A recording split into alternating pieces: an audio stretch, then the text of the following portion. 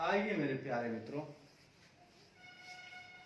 हम लोग अपने इस जंग को और आगे बढ़ाते हैं।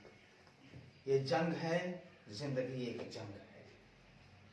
बहुत तड़पाते हो तुम, बहुत तड़पाते हो। मैं इसलिए तड़पता हूं क्योंकि किसी और पे विश्वास करता हूं। जिस दिन खुद पर विश्वास हो गया उस दिन मंजिल दूर नहीं होगी।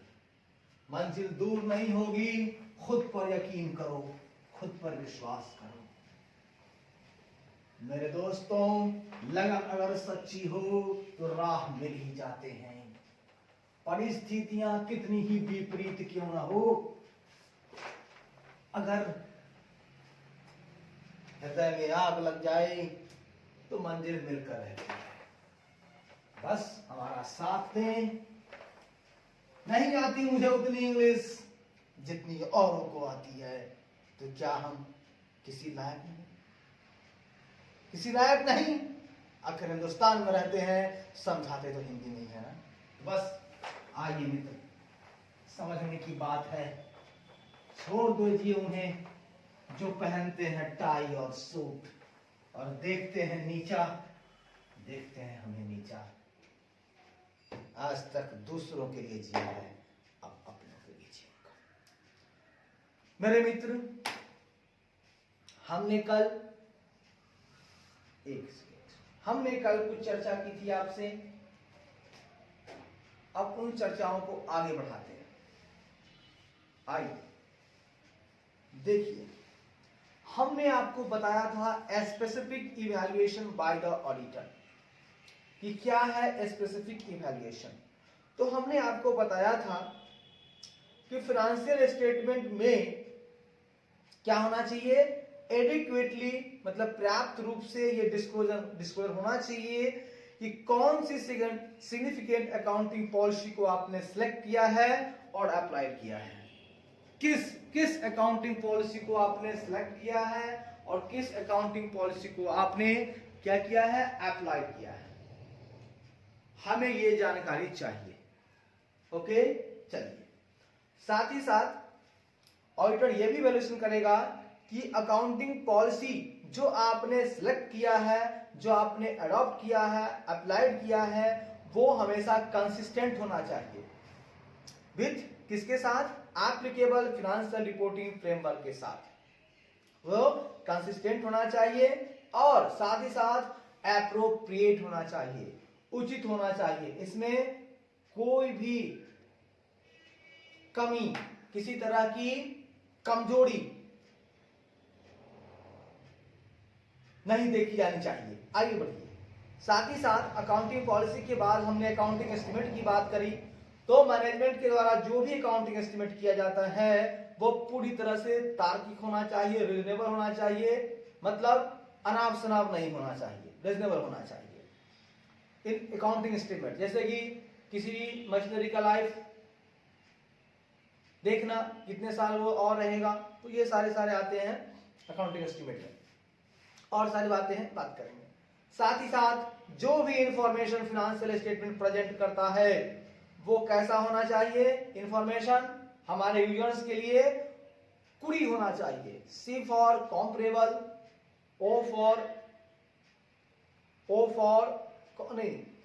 यू फॉर अंडरस्टैंडेबल, और री मतलब रिलायबल, और ई मतलब रिलीवेंट।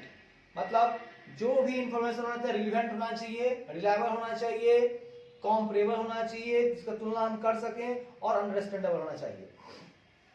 उसके बाद फाइनेंशियल स्टेटमेंट जो है वो पर्याप्त रूप से डिस्क्लोजर करेगा, है ना, वो सारी बातें डिस्क्लोज करेगा जो कि एक यूजर्स को, इंटेंडेड यूजर्स को इस योग्य बना देगा कि वो समझ सके इफेक्ट को, जो भी मटेरियल ट्रांजैक्शन और इवेंट हुए हैं उसके इफेक्ट को वो समझ सके। और ये ट्रांजैक्शन किसके ऊपर हुए हैं, तो भाई मटेरियल ट्रांजैक्शन जो है और इवेंट जो है वो कहां दिख रहे होंगे, तो फाइनेंशियल स्टेटमेंट में जो इंफॉर्मेशन दिया हुआ है वो इंफॉर्मेशन में जो कुछ भी मटेरियल ट्रांजैक्शंस हुए हैं जिनके आधार पर इंफॉर्मेशन हमको दिया जा रहा है और जो इवेंट्स हुए हैं उसके आधार पे हमको फाइनेंशियल स्टेटमेंट में जो भी इंफॉर्मेशन होगा वो कैसा इंफॉर्मेशन होगा, उसमें ट्रांजेक्शन्स हुए होंगे, इवेंट्स हुए होंगे, वो शो हो रहा है, तो उसका मटेरियल प्रभाव क्या है, इफेक्ट क्या है, उसको ये समझ जाता है जब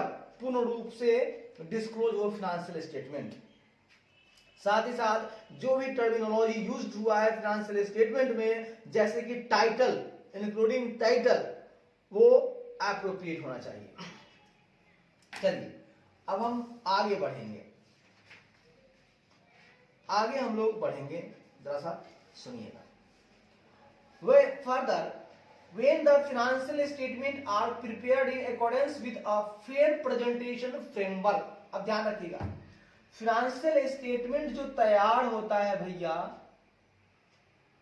वो कैसे होता है, फेयर प्रेजेंटेशन फ्रेमवर्क के हिसाब से, ठीक है। The evaluation method ever paragraph 1.3 Amendment 4 shall also include an evaluation by the auditor as to whether the financial statement achieve fair presentation, which shall include consideration of। देखिए साहब, sorry, हम बात करेंगे आपसे कि अब तक हमारे ऑडिटर साहब ने बहुत इवैल्यूएशन किया। पहले, इसके पहले जो किया था qualitative aspect of integrity accounting practices का किया था इवैल्यूएशन, फिर उन्होंने अभी इवैल्यूएशन किया है अकाउंटिंग पॉलिसी का, अकाउंटिंग एस्टिमेट्स का, तो हर चीज का इन्होंने इवैल्यूएशन करना शुरू किया है। तो जब इवैल्यूएशन शुरू किया है इन सब चीजों का, तो एक और इवैल्यूएशन को करना होगा, किसका, के फेयर प्रेजेंटेशन फ्रेमवर्क के हिसाब से फाइनेंशियल स्टेटमेंट तैयार हुआ है या नहीं, ये भी इवैल्यूएशन करेगा कौन, ऑडिटर, कि भाई ये जो बनाया गया है, ठीक है, बनाया गया है, तो क्या वो फेयर प्रेजेंटेशन फ्रेमवर्क के हिसाब से बनाया गया है। हम लोगों ने अब तक चेक किया है एप्लीकेबल फाइनेंशियल रिपोर्टिंग फ्रेमवर्क के हिसाब से, तो एप्लीकेबल फाइनेंशियल रिपोर्टिंग फ्रेमवर्क के हिसाब से हमने चेक कर लिया, तो अब हमें चेक करना है, क्या करना है check, fair presentation framework. Framework दो तरीके का होता है, परिभाषा आगे देखेंगे, अभी नहीं। तो फेयर प्रेजेंटेशन फ्रेमवर्क के हिसाब से बनना चाहिए और एप्लीकेबल फाइनेंशियल रिपोर्टिंग फ्रेमवर्क के हिसाब से होना चाहिए। दो तरह का है framework, applicable financial reporting framework और fair presentation framework. Fair presentation framework, applicable financial reporting framework, fair presentation framework, applicable financial reporting framework, fair presentation framework, applicable financial reporting framework, fair presentation framework, applicable financial reporting framework, fair presentation framework, applicable financial reporting framework. गौर से सुनिएगा साहब, जोर जोर से चिल्लाइए, जोर जोर से बोलकर पढ़िए, मन के अंदर कोई बातें ना रह जाए। तो ऑडिटर ने अब तक चेक किया है एप्लीकेबल फाइनेंशियल रिपोर्टिंग फ्रेमवर्क के हिसाब से फाइनेंशियल स्टेटमेंट तैयार हुआ है या नहीं, अब चेक करेगा फेयर प्रेजेंटेशन फ्रेमवर्क के हिसाब से फाइनेंशियल स्टेटमेंट तैयार हुआ है कि नहीं। आइए, उसमें वो क्या क्या विचार रखेगा, वो किन किन चीजों पर विचार रखेगा, ठीक है। अब हम सीखेंगे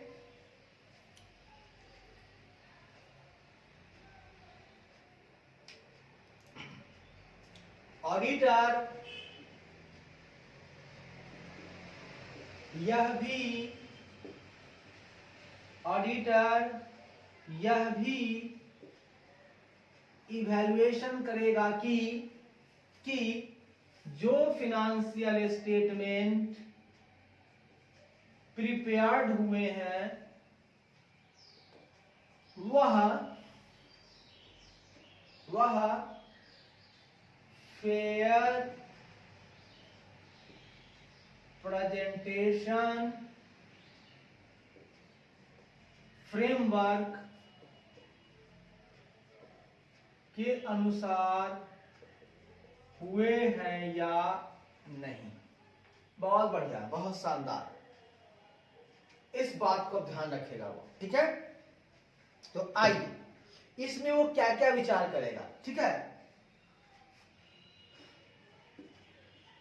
इस कार्य में वह विचार निम्न चीजों पर करेगा। मतलब जो नीचे दिया हुआ है उन पर विचार करेगा। क्या क्या विचार करेगा सुनिएगा। वो देखेगा overall presentation, structure, content of the financial statement. इसमें पहला क्या चेक करेगा वो,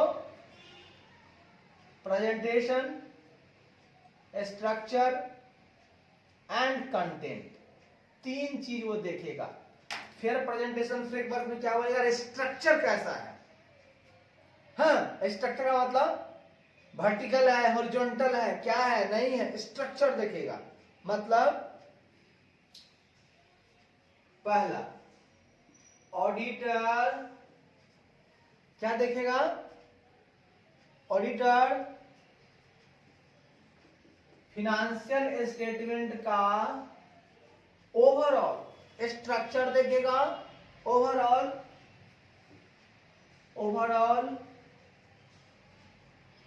प्रेजेंटेशन, स्ट्रक्चर तथा कंटेंट देखेगा, सही है या नहीं। क्या क्या देखेगा, पीएससी, ठीक है, देखेगा सीएसपी, क्या देखेगा, सीएसपी। सीएसपी बोले तो पी फॉर प्रेजेंटेशन देखेगा, एस फॉर स्ट्रक्चर देखेगा और सी फॉर कंटेंट देखेगा।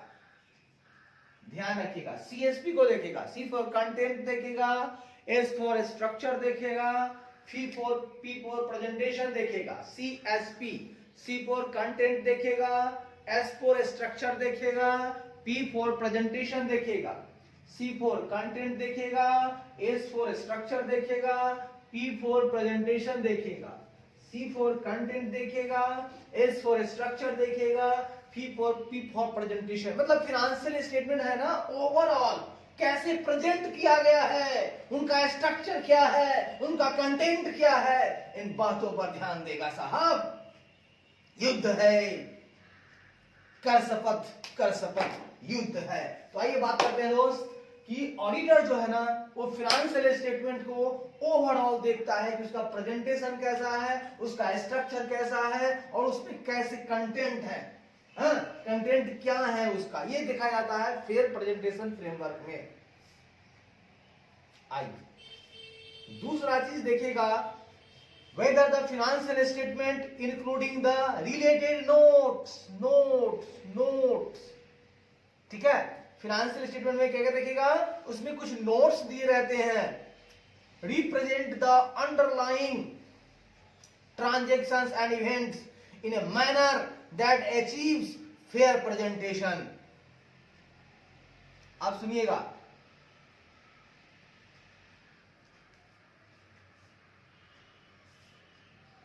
कहना चाहता है ये कि फाइनेंशियल स्टेटमेंट में बहुत सारे नोट्स भी जुड़े होते हैं। हाँ, ये तो हमने देख लिया कि कैसे प्रेजेंट हो रहा है। दूसरा देखेंगे, फाइनेंशियल स्टेटमेंट में नोट्स जो इंक्लूड होते हैं, जो नोट्स इंक्लूड होते हैं, नोट्स में जो नोट्स जो इंक्लूड होते हैं,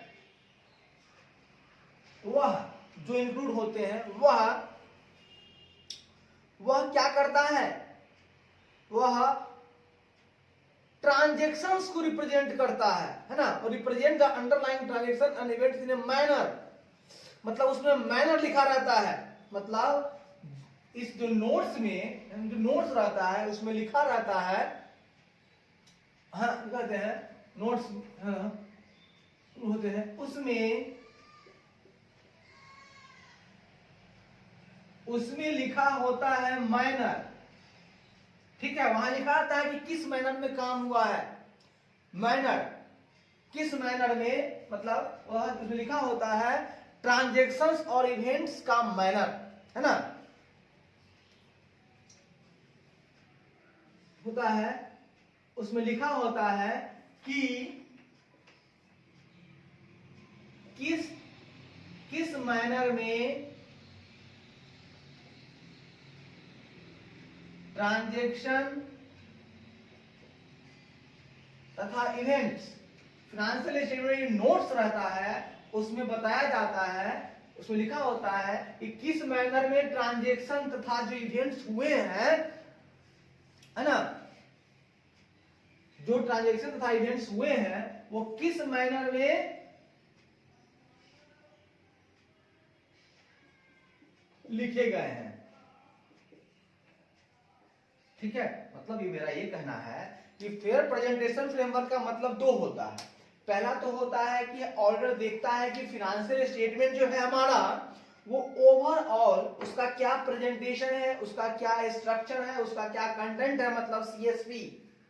साथ ही साथ फाइनेंशियल स्टेटमेंट में एक और चीज होता है आपका नोट्स। नोट्स में दिया रहता है कि जो जो ट्रांजेक्शन्स और इवेंट्स हुआ है ना, जो ट्रांजेक्शन इवेंट्स हुआ होगा तभी तो उससे इंफॉर्मेशन मिला, और उस इंफॉर्मेशन को दिया गया है फाइनेंशियल स्टेटमेंट में। तो फाइनेंशियल स्टेटमेंट जो इंफॉर्मेशन दे रहा है हमको, उसमें जितने सारे ट्रांजेक्शन हुए हैं, उनका इवेंट्स हुआ है, वो किस तरीके से हमने वहां लिखा है।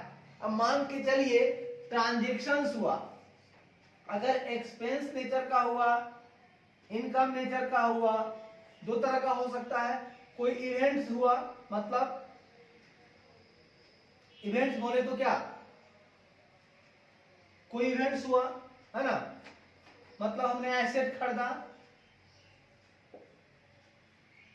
हमने लायबिलिटी का भुगतान किया, ये क्या है, इवेंट्स है। तो हमारे कहने का मतलब कि जो भी ट्रांजेक्शन्स हुआ है, जो भी इवेंट्स हुआ है, तो वो इवेंट्स हुआ है तो हमको लग रहा है एक्सपेंस, तो एक्सपेंडिचर टाइप का हमको पता चल रहा है, तो उसके हिसाब से हमने फाइनेंशियल स्टेटमेंट में उसको लिखा होगा। तो उसका नोट्स हम दे देंगे कि हमको ऐसे ऐसे हुआ, तो लगा कि ऐसे ऐसे हुआ।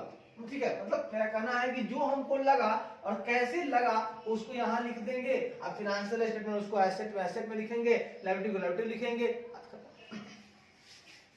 तो मेरा ये कहना है कि फेयर प्रेजेंटेशन फ्रेमवर्क कहता है दो बातों को।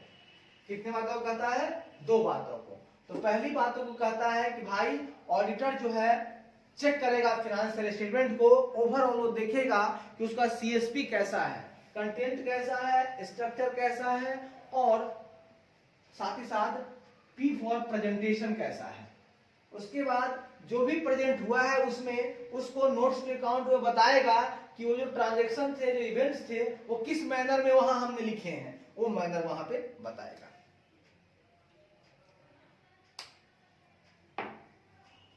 याद रखिएगा, ऑडिटर ये तो आप जानते हैं कि इवैल्यूएट करेगा कि फाइनेंशियल स्टेटमेंट जो है एडिक्वेटली रेफर टू और describe the applicable financial reporting framework. ये तो हम जानते ही हैं पहले से ही कि ऑडिटर ये भी इवैल्यूएट करेगा कि जो फाइनेंशियल स्टेटमेंट हैं वो क्या पूर्ण रूप से तैयार हुए हैं, किसके हिसाब से, एप्लीकेबल फाइनेंशियल रिपोर्टिंग फ्रेमवर्क के हिसाब से।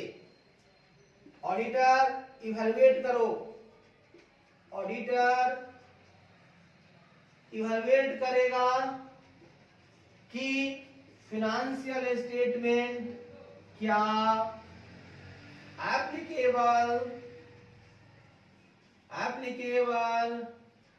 फाइनेंशियल रिपोर्टिंग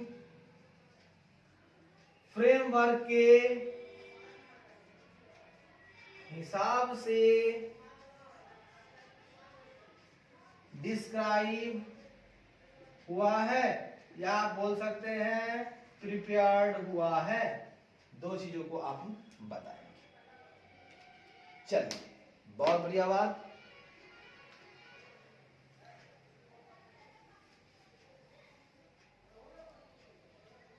आइए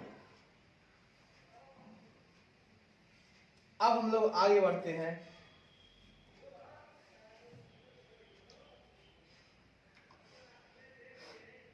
For making the understanding better, the following terms have been defined below. हम लोग नीचे कुछ टर्म को दिखाएंगे आपको। पहला है आपका जनरल पर्पस फाइनेंशियल स्टेटमेंट, और दूसरा है आपका जनरल पर्पस फ्रेमवर्क। हम दोनों को बताएंगे। क्या क्या बताएंगे, जनरल पर्पस फाइनेंशियल स्टेटमेंट, और हम फिर बताएंगे जनरल पर्पस फ्रेमवर्क। और जनरल पर्पस फ्रेमवर्क दो तरह का होता है, एक होता है फेयर प्रेजेंटेशन फ्रेमवर्क और एक होता है कंप्लायंस फ्रेमवर्क। क्या होता है सुनिएगा, सबसे पहले अच्छे से समझने के लिए, for making the understanding better, अच्छी तरह से और समझने के लिए हम कुछ चर्चा को आगे बढ़ाएंगे। सुनिएगा,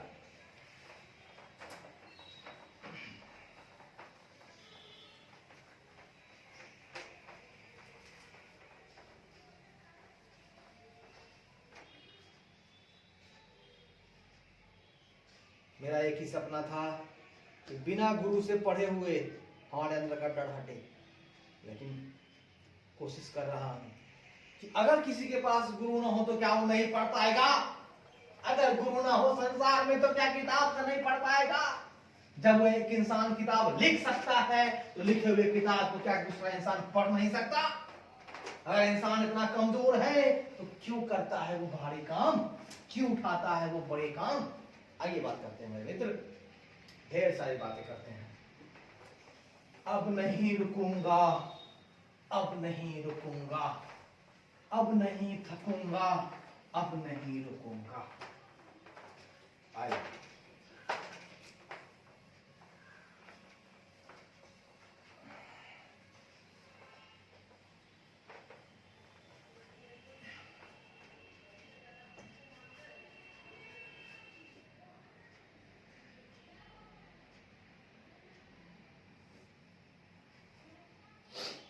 आइए मेरे मित्र, एक सेकेंड सुनिए।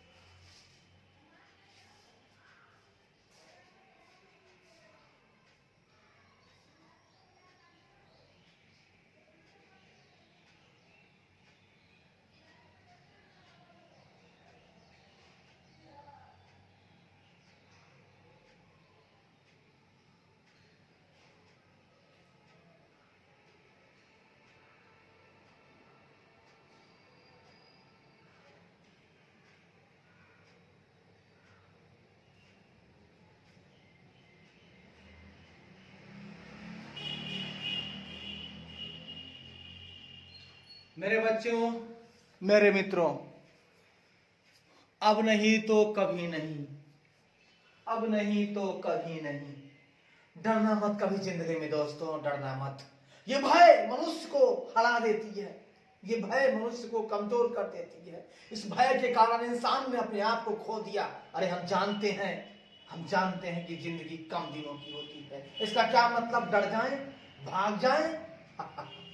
कभी नहीं, कभी नहीं दोस्तों, कभी नहीं। आइए हम बात करते हैं डेफिनेशन की।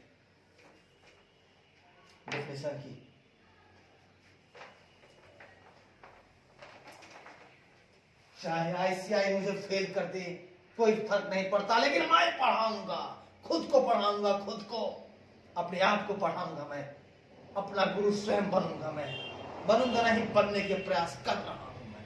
आइए मित्रों, हम लोग डिफिनेशन की बात करेंगे। डिफिनेशंस मेरे मित्र, यहां पे मैं बात करना चाहता हूं आपसे, दो टर्म का डिफिनेशन दूंगा मैं। पहला टर्म है आपका जनरल पर्पस फाइनेंशियल स्टेटमेंट। जो टर्म है उसको ध्यान में रखेंगे हम लोग मेरे मित्र, general purpose financial statement. General purpose financial statement. सबसे पहले कुछ नहीं करना है, इस नाम को 3 बार ध्यान में रखना है, ठीक है? जनरल पर्पस फाइनेंशियल स्टेटमेंट मतलब क्या हुआ? इसका पर्पस बड़ा ही जनरल है भाई, मतलब कुछ खास काम के लिए नॉर्मली हम कर लेते हैं, मतलब हम बना रहे हैं फाइनेंशियल स्टेटमेंट, लेकिन उसका उद्देश्य कुछ खास नहीं है, बहुत ही सामान्य कामों के लिए, बहुत ही जनरल यूज के लिए हमने बनाया है फाइनेंशियल स्टेटमेंट। इसमें हमको बड़ा डिसीजन लेने की जरूरत नहीं है, छोटे मोटे। पहले हम पढ़ लेते हैं इसका definition. Financial statement prepared in accordance with a general purpose purpose framework, बहुत बढ़िया, बहुत बढ़िया, क्या शानदार बात लिखी है। आईसीआई आपका कोटि कोटि धन्यवाद। मतलब हम जब कोई फिनेंशियल स्टेटमेंट तैयार करते हैं तो मुझे फ्रेमवर्क तो चाहिए, एप्लीकेबल फिनेंशियल रिपोर्टिंग फ्रेमवर्क तो चाहिए। तो फ्रेमवर्क जो है ना, यहां जनरल पर्पस काम के लिए अगर हम फिनेंशियल स्टेटमेंट तैयार करते समय, फिनेंशियल स्टेटमेंट एकदम देहाती भाषा में पढ़ेंगे, एकदम तोड़ तोड़ कर। फिनेंशियल स्टेटमेंट तैयार करते समय मैनेजमेंट ही ना होगा, कौन करेगा? फिनेंशियल स्टेटमेंट तैयार करते समय मैनेजमेंट जो है जनरल पर्पस फ्रेमवर्क का इस्तेमाल करता है। मैनेजमेंट क्या करता है? Management general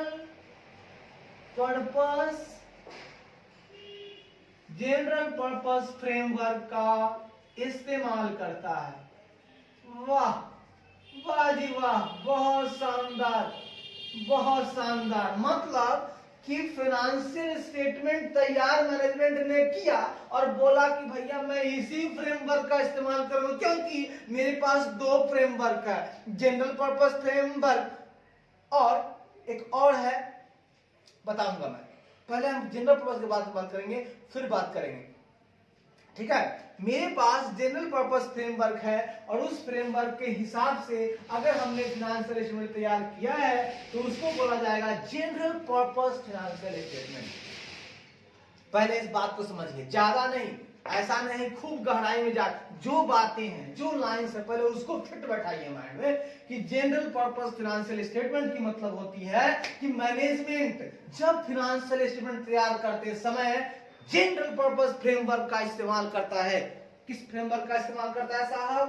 general purpose framework का इस्तेमाल करता है, तो उसे हम लोग कहते हैं general purpose financial statement. General purpose financial statement, बहुत बढ़िया, बहुत शानदार। आगे बढ़ते हैं, आइए जनरल पर्पस फ्रेमवर्क। अब आपके मन में एक सवाल उठेगा, सर ये जनरल पर्पस फ्रेमवर्क क्या होता है?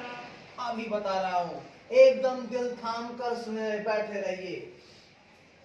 अब हम चर्चा करेंगे जनरल पर्पस फ्रेमवर्क को लेकर मेरे मित्र, कि आखिर जनरल पर्पस फ्रेमवर्क होता क्या है? जैसा कि मैंने पहले बताया था, हर चीज का एक फ्रेम होता है, उस फ्रेम में बना लो, आसानी से बन जाएंगे। अपना से गढ़ोगे तो गढ़ते रह जाओगे, गढ़ते रह जाओगे। तो आइए, कहता है a financial reporting framework design to meet the common financial information needs of a wide range of users. The financial reporting framework may be a fair presentation framework or compliance framework। एक second,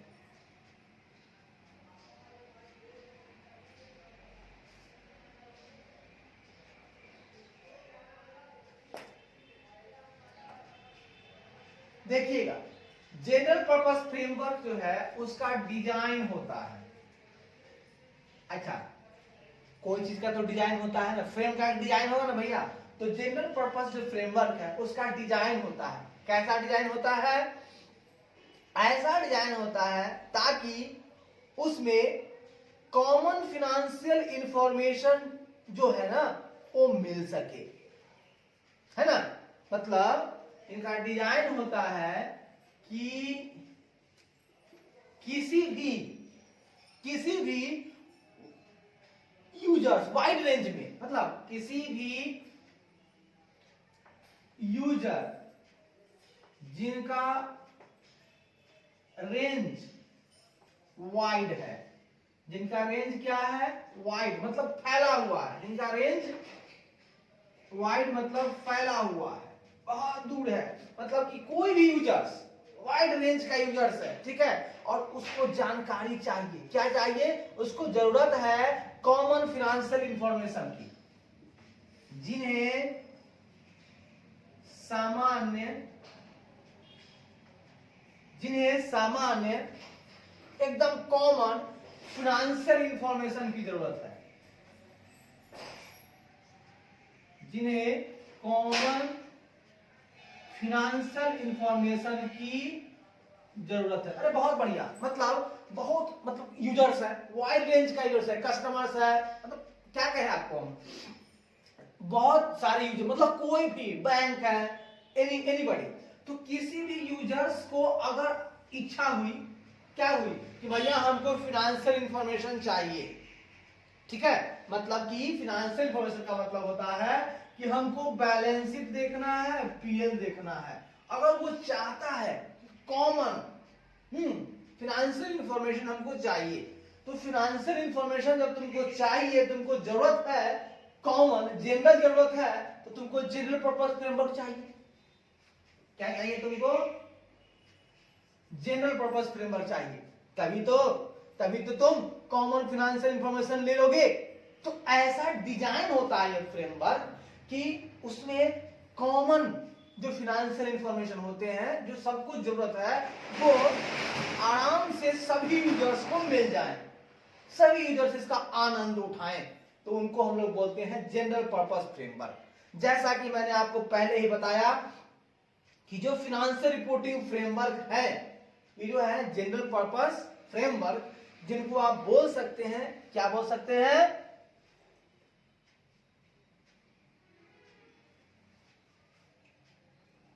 देखिएगा, हम अभी पढ़ रहे हैं general purpose framework. तो general purpose framework में कह रहा है कि किसका डिजाइन कीजिएगा, तो सुनिए, फिनेंशियल रिपोर्टिंग फ्रेमवर्क। देखिए, जनरल पर्पस फ्रेमवर्क में हम कहते हैं कि जो फिनेंशियल जो रिपोर्ट होते हैं ना, जो फिनेंशियल रिपोर्टिंग फ्रेमवर्क होते हैं, मतलब मेरा कहना है कि आपको बनाना है मूर्ति, तो मूर्ति बनाने के लिए चाहिए सांचा। इस सांचा, इस पर्पस जनरल पर्पस फ्रेमवर्क में आपको एक फाइनेंशियल रिपोर्टिंग फ्रेमवर्क बनाना होगा। भैया हमको वित्तीय सूचना चाहिए ना, कैसा रिपोर्ट आपको चाहिए? डॉक्टर का रिपोर्ट चाहिए? नहीं ना, फाइनेंशियल रिपोर्ट चाहिए ना। तो फाइनेंशियल रिपोर्ट चाहिए तो वैसा ही एक फ्रेमवर्क बनाना होगा। उस फ्रेमवर्क को ऐसे डिजाइन कीजिए ताकि कॉमन फाइनेंशियल इंफॉर्मेशन मिल सके, किनको? वाइड रेंज के यूजर्स को मिल सके, तो हम इसको बोलेंगे जनरल पर्पस फ्रेमवर्क। तो फाइनेंशियल रिपोर्टिंग फ्रेमवर्क जो होंगे यहां पर जो आप डिजाइन कर रहे हैं, वो फ्रेमवर्क जो है दो तरीके का होते हैं। कौन कौन होता है? फेयर प्रेजेंटेशन फ्रेमवर्क, एक होता है फेयर प्रेजेंटेशन फ्रेमवर्क, और एक होता है साहब कंप्लायंस फ्रेमवर्क। बहुत शानदार, दो तरीके का फ्रेमवर्क होता है। जो फाइनेंशियल रिपोर्टिंग फ्रेमवर्क जो है ना, जिससे आप आराम से इंफॉर्मेशन ले सकते हैं, रिपोर्ट कर रहे हैं तो वहां इंफॉर्मेशन मिलेगा। रिपोर्ट में क्या रहता है? इंफॉर्मेशन, भैया कहीं भी रहता है ना, तो वो फाइनेंशियल इंफॉर्मेशन रहेगा ना फाइनेंशियल रिपोर्ट में। अरे भाई, पैथोलॉजी की रिपोर्ट में जांच रहेगा, तो फाइनेंशियल रिपोर्ट में क्या रहेगा? फाइनेंशियल इंफॉर्मेशन रहेगा ना। वहां किसी आदमी के जैसे पेट का जांच किया तो पेट का इंफॉर्मेशन रहेगा, वैसे ही पेट का रिपोर्ट हुआ, वहां फाइनेंशियल रिपोर्ट है तो फाइनेंशियल का इंफॉर्मेशन होगा। बात खत्म, नॉर्मल बात है। और ये रिपोर्ट फ्रेमवर्क दो तरीके का होगा, फेयर प्रेजेंटेशन फ्रेमवर्क और कंप्लायंस फ्रेमवर्क।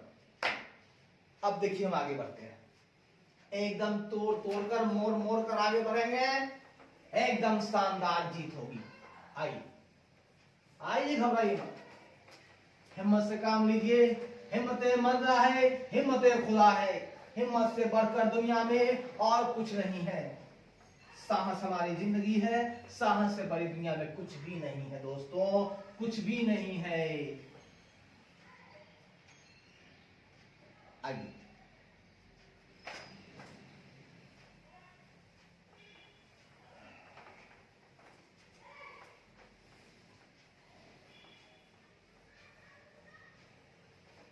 आइए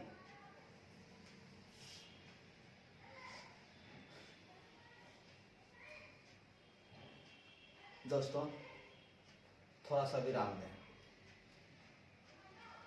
अगले लेक्चर में हम इसको देखेंगे यहाँ से।